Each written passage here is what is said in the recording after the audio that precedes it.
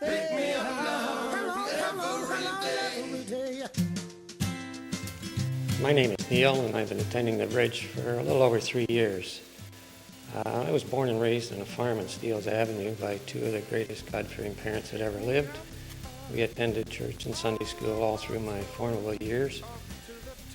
When I turned about 18 or 19, I started getting interested in girls and cars and work and girls and got away from the church. About 4 years ago, I found myself single, broken, and dealing with a lot of negative emotions. And I wasn't dealing with this extremely well, so I decided to start watching Sunday morning television.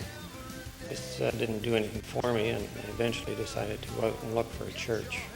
When I came in, there was all these people that must have thought they knew me because they were shaking my hand and saying good morning. And coming from Scarborough, I checked to see if I still had my wallet when I got through.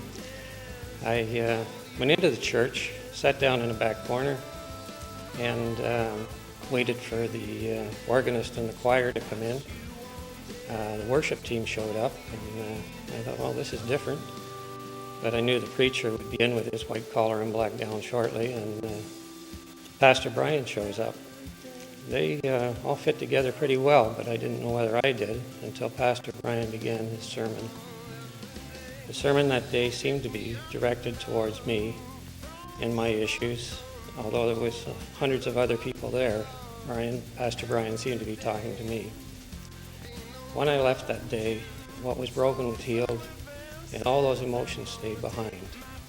And ever since, God has continued to bless me in many ways. Without my background in the church, I don't think that I would have necessarily turned to the church for salvation.